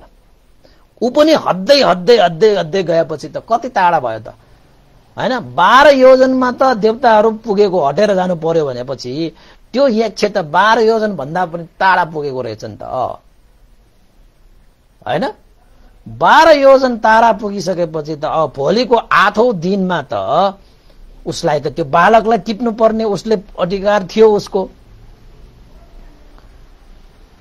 तर चाहिँ 8 दिन भगवान बुद्धले त्यो रात भरि भगवान बुद्धले महापरित्राण पाठ गरेर देवताहरूको सन्निपात गरेर 8औं दिन पुगेपछि बिचरा त्यो अवरुद्धको नामक त्यो यक्षले आखिरमा त्यो बालकलाई आयो अन्तराय उसलाई सकिसके तापनि त्यो यक्षले जुन अधिकार प्राप्त गरेको थियो 7औं दिनमा उसलाई चाहिँ के गर्ने, आफ्नो हात पार्ने प्राप्त गर्ने हैन। अब यक्षको हातमा परेपछि त अब मृत्यु त हुन्छ हैन, त्यो हिसाबमा बुझ्नु पर्यो। तर 7 दिनसम्म पनि 7 दिनमा त्यो यक्षले चाहिँ 12 योजन टाढा बसेर हेर्नु पर्ने भयो, नजिक आउन सकेन। आखिरमा जुन 7 दिनको अन्तराय आयो, अन्तराय थियो, त्यो अन्तराय आखिर तर्यो, त्यो बालकको तर्यो। भगवान बुद्धको त्यो परित्राणको कारणले देवताहरूको सन्निपातको कारणले आखिरमा त्यो यक्षले त्यो बालकलाई समाउन पाएन, प्राप्त गर्न पाएन। उसको अधिकारबाट अब ऊ टाढा भयो। यसरी भन्नु पर्दाखेरि बालकको आयु अन्तराय हटेछ, उसको जीवन प्राण बचेछ। त्यसरी 7 दिनमा मर्ने, 7 दिनमा आयु सकिने त्यो बालकलाई भगवान बुद्धले त्यसरी महापरित्राण गराएर त्यो कार्य भव्य र सभ्यताका पूर्वक सम्पन्न गरिसकेपछि आखिरमा त्यो बालक कति वर्ष बाँच्यो त भन्दाखेरि 7 वर्षको मात्र आयु हुने त्यो बालक त आखिरमा 120 वर्षसम्म बाँचे। 120 वर्षको दीर्घायु भएर ऊ बाँच्न पाएको कारणले आखिरमा त्यो बालकको नाम दीर्घायु कुमार भनेर रहन गयो, यानी कि आयु वर्धन कुमार। आयु वर्धन कुमार भने पनि दीर्घायु कुमार भने पनि आखिर त्यो बालकको नाम रहन गयो, जसको आयु वर्धन यानी कि आयु दीर्घायु कुमार भनेर त्यसको नामै रहन गयो। त्यसरी भगवान बुद्धको शासनमा 7 वर्ष मात्रै बाँच्ने व्यक्ति पनि त्यसरी महापरित्राणको अनुभवले त्यो आयु अन्तराय हैन, आयु अन्तराय दीर्घायु भयो भनेको उसको चाहिँ 120 वर्षसम्म बाँच्ने आयु लिएर आएको मान्छे त्यो बच्चा पनि 7 वर्षमै आयु अन्तराय आएर उ बित्ने हैन देखेर भगवान बुद्धले यसको त आयु 120 वर्ष थियो, तर 7 वर्षमै यसको आयु अन्तराय आयो, यसलाई त यक्षले उ गर्ने भयो। त्यसैले यो यक्षबाट उसलाई चाहिँ थपाउनको निमित्त यो चाहिँ परित्राण पाठ गराउनु पर्यो भनेर जुन उपाय कौशल्यद्वारा आखिरमा त्यो दीर्घायु कुमार आयुवर्धन कुमारको ज्यान बचाएर त्यो ब्राह्मणहरूलाई जुन आश्वासन दिनुभएको थियो त्यो कार्यान्वयन गरेर आखिरमा पूर्ण गरेर छाडे। त्यो पछि त्यो ब्राह्मण कति खुसी भयो होला, उसको वंश चलाउनु पर्छ भनेर आफ्नो एउटा छोरोको आयु बढाइसकेपछि, त्यो वृद्धि भइसकेपछि त कति खुसी भयो। त्यो पछि उनीहरू भगवान बुद्धको शरणमा गए, धर्मको शरणमा गए, संघको शरणमा गए र त्यो दीर्घायु कुमार, आयुवर्धन कुमार पनि 120 वर्षसम्म उसले 500 जना उपासक उपासिकाहरू भेला भएर ऊ चाहिँ बिहारमा जान्थ्यो, बुद्ध धर्म संघको शरणमा जान्थ्यो, धर्म कर्म गर्थ्यो, दानशील भावनादि कुशल कर्म गर्थ्यो। कतिजना? 500 जना उपासकहरू जम्मा पारेर। किन त भन्दाखेरि उसले बुद्ध धर्म संघले नै रक्षा गरेर बचाएको त्यो बालक दीर्घायु कुमार, आयुवर्धन कुमार। पछि उसले चाहिँ आफ्नो जीवनभर उसले त्यसरी 500 जना उपासकहरू त्यसरी बुद्ध धर्म संघकोमा शरणमा गएर उसको चाहिँ त्रिरत्नप्रति श्रद्धा राखेर चाहिँ दिनचर्या गरिरहेको बेलामा भिक्षुहरूको बीचमा छलफल भए। के भएर छलफल भयो त भन्दाखेरि ओहो, यो दीर्घायु कुमार 60 वर्षसम्म मात्रै बाँच्ने चाहिँ यत्रो चाहिँ उसलाई चाहिँ अब आयु अन्तराय पनि सकिएर यस्तो उपकार भयो, उस्तो उपकार भयो भनेर भिक्षुहरूको बीचमा चाहिँ छलफल भइरहेको बेलामा भगवान बुद्ध आउनुभयो र ए भिक्षुहरू के विषयमा छलफल भइरहेको भनेर सोद्धाखेरि दीर्घायु कुमार यानी कि आयुवर्धन कुमारको विषयमा हामीले छलफल गरिरहेका भनेर भन्दाखेरि चाहिँ भगवान बुद्धले त्यो भिक्षुहरूलाई चाहिँ भन्नुभयो, ए भिक्षुहरू, त्यति बेला भगवान बुद्धले एउटा भिक्षुहरूलाई पाली गाथा सुनाउनु भएको। यही गाथा हो, अभिवादनशीलिस्स निच्चङ वद्दा पच्चाइनो चत्तारो धम्मा वदन्ती आयु अन्नो सुखङ बलङ। हे भिक्षुहरू, यो दीर्घायु कुमार, यो आयुवर्धन कुमारले 7 दिन 7 रातसम्म अभिवादन गर्न योग्य व्यक्तिहरूलाई, गुणले सम्पन्न व्यक्ति, शीलले सम्पन्न व्यक्ति, प्रज्ञाले सम्पन्न व्यक्ति र वृद्ध ज्येष्ठ नागरिकहरूलाई उसले अभिवादन गरेको छ, सेवा सत्कार गरेको छ, आदर गौरव राखेको छ। त्यस्ता व्यक्तिहरूको आयु, वर्ण, सुख, बल, यो 4 प्रकारका गुण सम्पत्ति वृद्धि हुन्छन्। र दीर्घायु कुमारले पनि यस्तै कुशल पुण्य सञ्चित गरेको कारणले गर्दाखेरि उसको 7 दिनको आयुबाट ऊ 120 वर्षको आयुमा ऊ पुग्न सफल भयो हैन।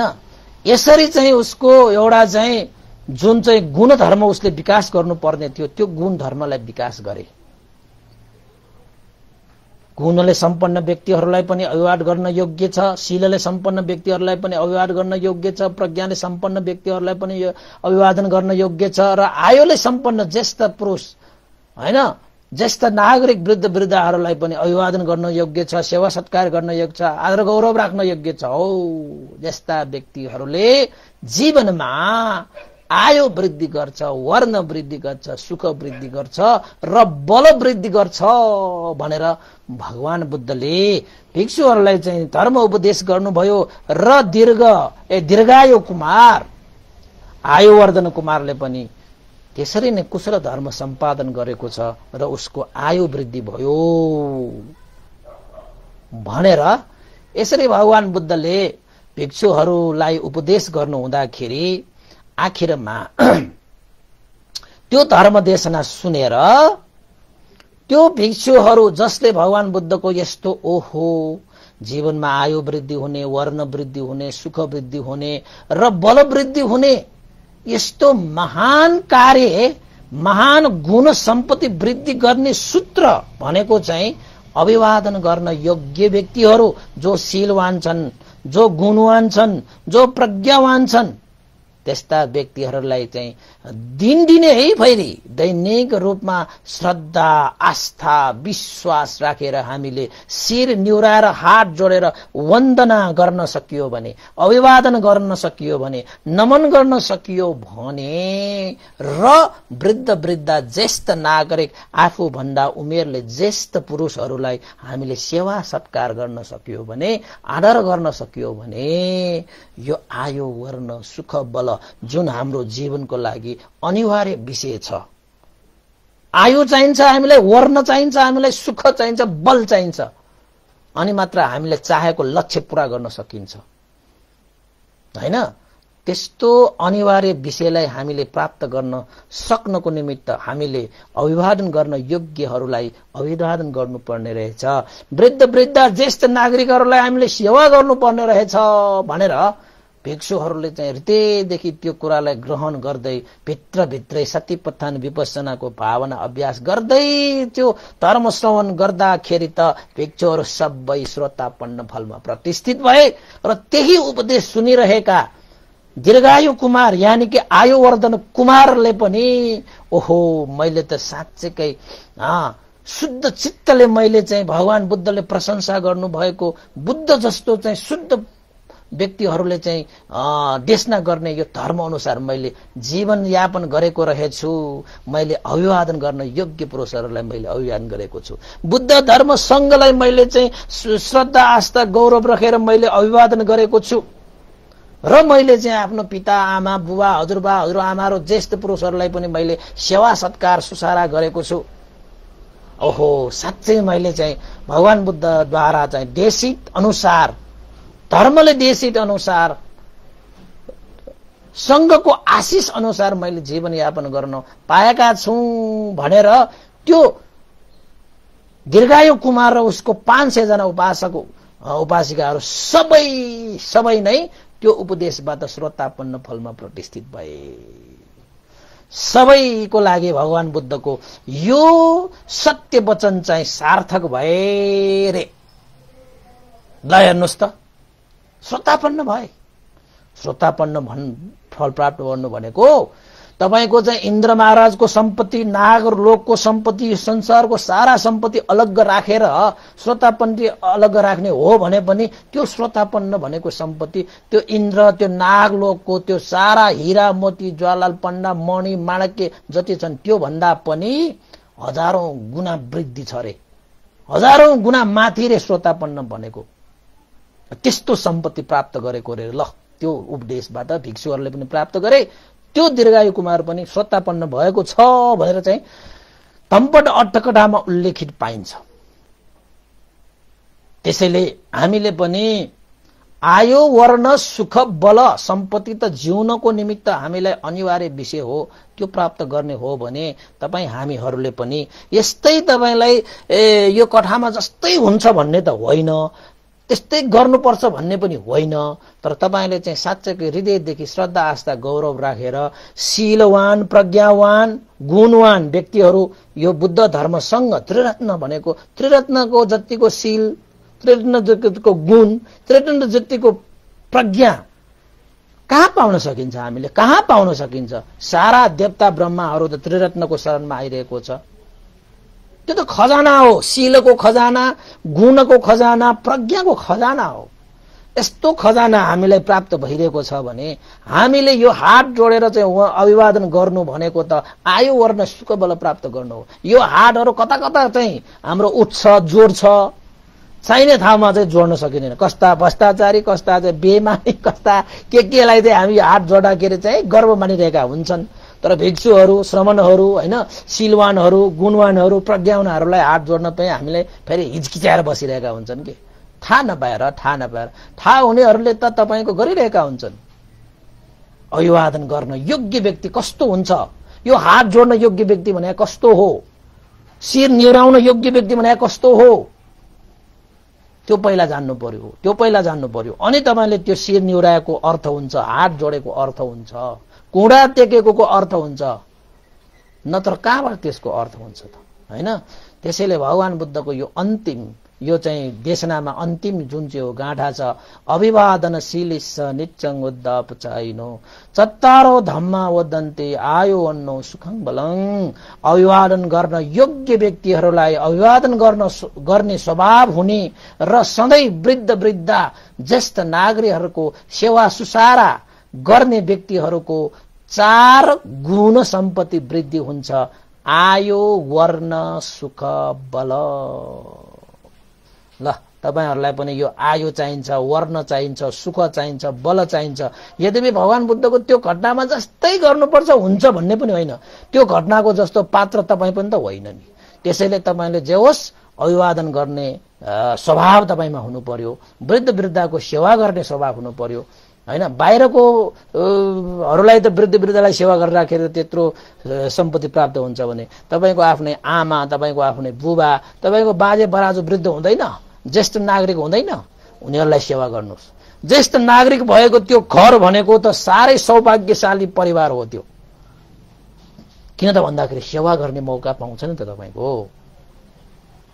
बाहिर गएर सेवा गर्ने तपाईलाई चाहिँ हिचकिचाउँछ भने घरमै गर्ने नि हैन। भगवान बुद्धको यो उपदेश तपाईले चाहिँ साच्चै ग्रहण सबैले गर्न थाल्यो भने कोही पनि वृद्ध वृद्धाहरू, आमा बुवाहरूको आँखाबाट आँसु झर्ने छैन। ज्येष्ठ नागरिकलाई सम्मान गर्ने, ज्येष्ठ नागरिकलाई सेवा सुसार गर्ने त भगवान बुद्धको उपदेश हो नि त। अभिवादन गर्न योग्य व्यक्तिहरूलाई अभिवादन गर्ने त भगवान बुद्धको उपदेश हो नि त। यो धर्मलाई मात्रै हामीले यो संसारमा, यो समाजमा हामीले चाहिँ प्रचार प्रसार गरेर हामीले अगाडि बढाउन सक्यो भने पनि कति सुख वृद्धि हुन्छ, कति बल वृद्धि हुन्छ, वर्ण र आयु वृद्धि हुन्छ र सुख शान्ति वृद्धि हुन्छ, धर्म पुण्य वृद्धि हुन्छ। त्यसको त लेखाजोखा नै हुँदैन कि। त्यसैले आजको यो उपदेश यही मैले टुङ्ग्याउन चाहन्छु। सबैले शान्त दान्तपूर्वक सुनिदिनु भयो होला र तपाईहरुले चाहिँ शेयर पनि गरिदिनु होला, शेयर पनि गरिदिनु भयो होला, कमेन्ट पनि गरिदिनु भयो होला र लाइक पनि गरिदिनु भयो होला। बार बार सुनेर सुनाएर पुण्य कमाउनुस्, पुण्य कमाउन लगाउनुस्, त धर्म दान गरिदिनुस्। यही मेरो चाहिँ तपाईहरुलाई एउटा अनुरोध हो हैन। हामीले चाहिँ अब 5औं महिनामा हामी गइरहेका छौं, यत्रो उपदेश भइरहेको छ। तपाईहरुले पनि यसमा चाहिँ अलिकति चाहिँ हातेमालो गरिदिनु भयो भने थप उपदेशहरू सुन्न पाउने अवसर सबैलाई हुन्छ नि हैन। विदेशबाट पनि धेरै फोनहरू आउँछन् भन्दै हामीले त यहाँ सुनिरहेका छौं, खुसी लाग्छ। हेर्नुस् त, त्यसरी भन्दाखेरि आफूलाई पनि सन्तोष लाग्छ। हामीले त यो धर्मदेशना सुनेर चाहिँ धेरै जीवनमा परिवर्तन गर्न पाए भन्नेहरूको पनि लहरै छन्, त्यो फोनहरूको लहरै छन्। विदेशबाट पनि नेपालीहरू नै हुन्। विदेश भनेपछि अरू होइन कि नेपालका विदेशमा बसिरहेकाहरू। लकडाउनको समयमा यस्तो प्रतिकूल समयमा पनि अब यस्तो भएकोले खुसी भएर चाहिँ फोन गर्दाखेरि सन्तोष मिल्छ कि हैन। नेपालमा पनि धेरै छ, नेपालमा पनि धेरै अब अहिले त उपासक उपासिका धेरै शेयर गर्नुहुन्छ, धेरै प्रचार प्रसार गर्नुहुन्छ, धर्मदान गर्नुहुन्छ, खुसी लागेको छ। सबैलाई साधुवाद छ। आज पनि यस्तै तपाईहरुले धर्मदान गरेर पुण्य सञ्चित गर्नुहुनेछ भन्ने आशा एवं विश्वासका साथ आजको उपदेश जुन चाहिँ दीर्घायु कुमार यानी कि आयुवर्धन कुमारको यो देशना यही टुङ्ग्याउन चाहन्छु। सबैको मंगल होस्, कल्याण होस्, जय होस् र अन्तमा यस पुण्यको अनुभावले दिवंगत गुरुवर ज्ञानपूर्णिक मास्टरवीर भन्तेलाई निर्वाण कामनाका साथ हामी पुण्यानुमोदन गर्नेछौं र तपाईहरुको जीवनमा पनि सुख शान्ति हैन अहिले आजकै उपदेश अनुसार आयु वर्ण सुख बल तपाईहरुको जीवनमा प्राप्त होस् र तपाईहरुको जीवनबाट टाढा भइसकेका, परलोक गइसकेका जति पनि तपाईहरुका इष्ट मित्र आफन्तहरु छन्, ज्ञाति बन्धुहरु छन्, उहाँहरुलाई पनि यो पुण्य लाभ भएर उहाँहरुको पनि निर्वाण साक्षात्कार गराउनको निमित्त यो पुण्य हेतु होस् भन्दै सम्पूर्ण सत्व प्राणीहरु, अमनुष्यहरु, भूत प्रेत आदि इत्यादि हैन अमनुष्यहरु पनि छन्, तिनीहरुको लागि पनि यो पुण्य लाभ होस्। देवताहरु जति पनि यो संसारमा हैन लोकमा जति पनि देवताहरु छन्, देवताहरुको सुख शान्तिको निमित्त पनि यो पुण्य हेतु होस् भन्ने पुण्यानुमोदन गरौं। सबैले एकपल्ट साधुका दिनुहोला। साधु साधु साधु इदं नो न्यातिनं होतु सुखितावन्तु न्यातयो इदं नो न्यातिनं होतु सुखितावन्तु न्यातयो इदं नो न्यातिनं होतु सुखितावन्तु न्यातयो एतावता च मेहि सम्पदं पुण्य सम्पदं सब्बे देवानुमोदन्तु सब्ब सम्पत्ति सिद्धिया एतावता च मेहि सम्पदं पुण्य सम्पदं सब्बे सत्ता अनुमोदन्तु सब्ब सम्पत्ति सिद्धिया एतावता च मे हि सम्पदं पुण्य सम्पदं सब्बे भूता अनुमोदन्तु सब्ब सम्पत्ति सिद्धिया साधु साधु साधु। भवतु सब मंगलं, सबैको दिन मंगलमय होस्, कल्याणमय होस् भन्दै बिदा हुन चाहन्छु। सबैलाई साधुवाद।